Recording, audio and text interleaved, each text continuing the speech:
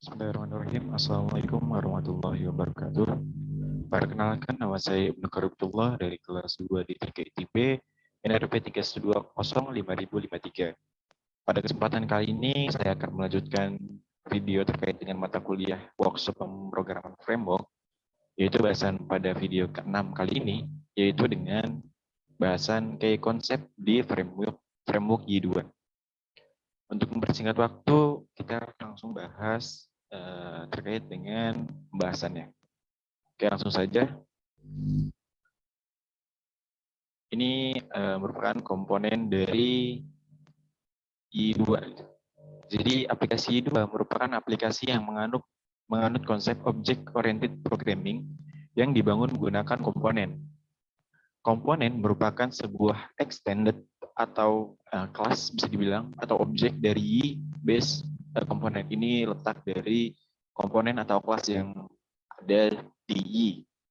Kemudian Y application run sebenarnya juga merupakan sebuah konsep, sebuah komponen maksud saya.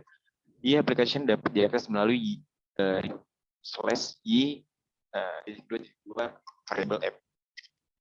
Terus kemudian kelas atau objek komponen pada Y2 adalah objek PHP dengan tambahan 3 fitur utama, yaitu properties, event, dan behavior.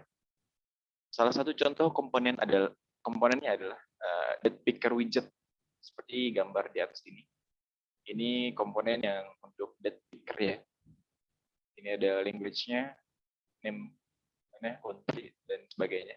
Dan format tanggalnya juga. Komponen ini dapat digunakan dengan mudah di view untuk memilih tanggal secara interaktif maksud saya.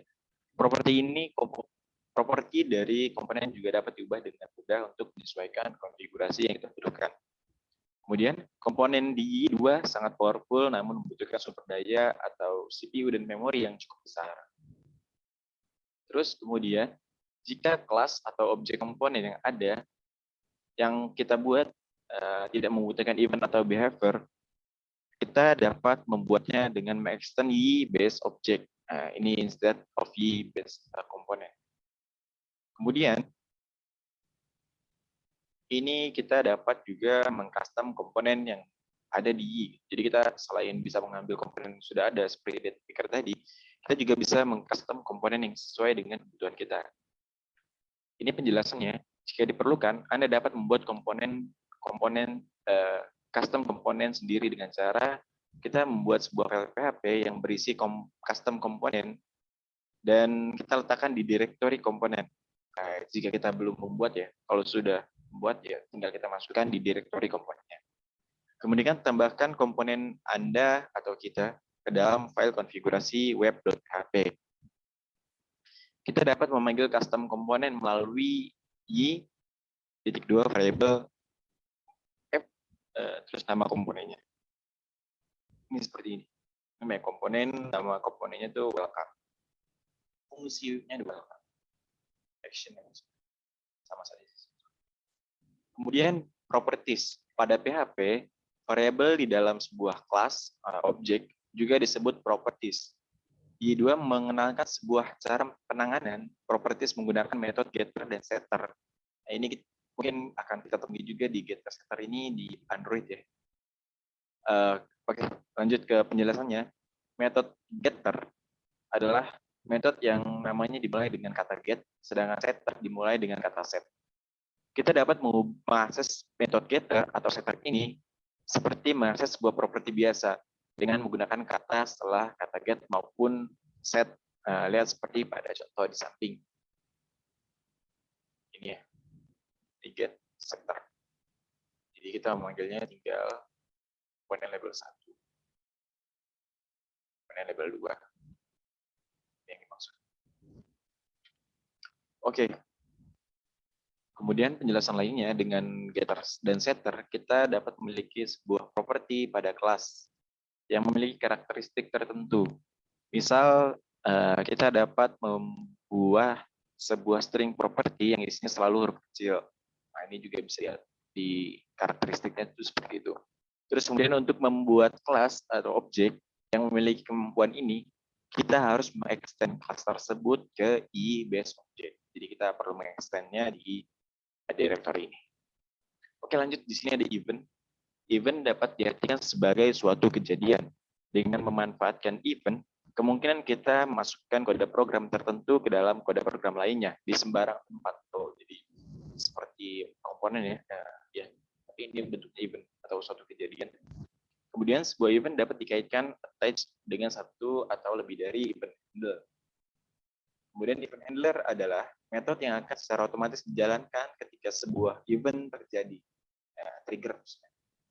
Contoh penggunaan event seperti ini.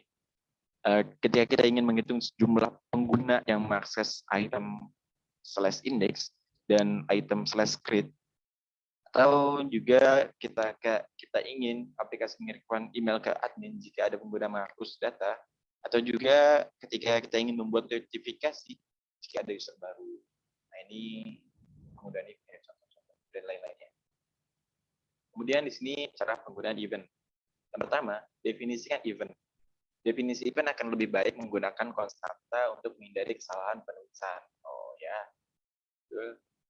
Kemudian yang kedua, buat sebuah metode yang berisi hal-hal yang akan terjadi, yang akan dikerjakan jika terjadi suatu event. Metode ini disebut dengan event handler. Terus kemudian kaitkan event ke event handler. Kemudian keempat, trigger the event menggunakan metode trigger. Kita lihat mana triggernya. Oke, behavior. Dengan behavior, Anda dapat meningkatkan kemampuan sebuah komponen tanpa harus mengubah komponen tersebut. Oke. Anda dapat mengattach behavior pada komponen dengan teknik statically atau dynamically. Statically, mengattach behavior pada sebuah komponen dengan mengoverride. Ingat ini mengoverride method behavior.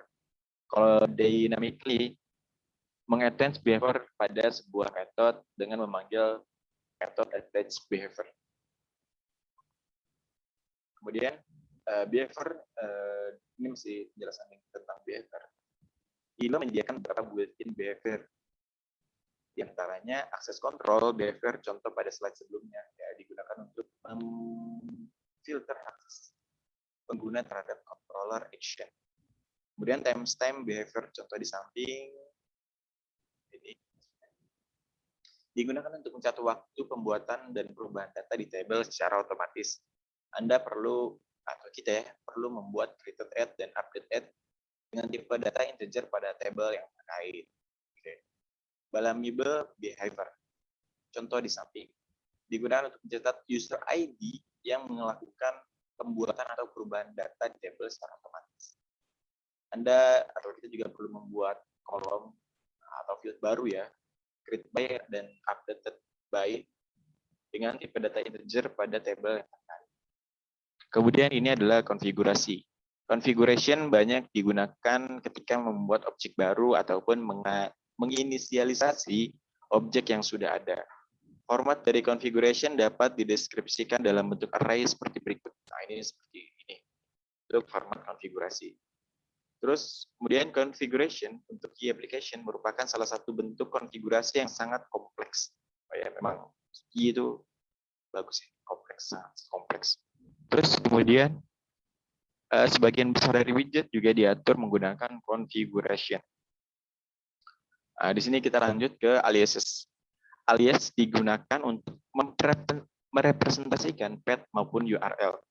Sebuah alias harus dimulai dengan karakter @. Untuk mendefinisikan alias, kita dapat melakukan dengan cara alias y, set alias @fo, seperti ini untuk path to fo, kemudian aliases bar, ini mungkin ini ya, ininya.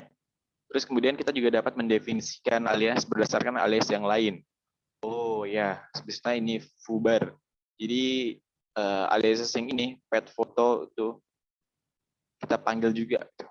Oke, keren. Oke, lanjut. Aliases juga dapat didefinisikan pada application configuration web.php. Oh iya, jika ada keperluan untuk mengakses pet atau hal lain gitu ya. Kemudian untuk menggunakan alias, dapat Anda lakukan dengan memanggil metode get alias contoh seperti ini. Oke. Di beberapa tempat, alias dapat digunakan tanpa harus memanggil metode get alias contoh. Oh ya, seperti ini. Jadi tidak perlu memanggil get fungsi ini ya, metode ini maksud saya. Terus predefine aliases. Add i di directory where base. Oke. Ini y ini berada di directory bsi.php. Ini lokasinya. Juga dapat dipanggil di framework directory-nya. Ini merupakan predefined definisi sebelum didefinisikan ya. Alias yang dimaksud dengan alias. Kemudian kelas autoloading. Aplikasi bergantung pada mekanisme kelas autoloading untuk mengikutsertakan kelas-kelas yang dibutuhkan. Autoloader dipasang ketika kita mengincludekan file y.php. Secara default, y menggunakan dua kelas autoloader, yaitu composer autoloader dan y autoloader, yang diletakkan pada entry script di file index.php. Jika kita menggunakan beberapa kelas autoloader, pastikan di autoloader ditempatkan di paling akhir. Oke, mungkin penjelasan untuk kayak konsepnya cukup sekian. Kurang lebihnya mohon maaf. Wassalamualaikum warahmatullahi wabarakatuh.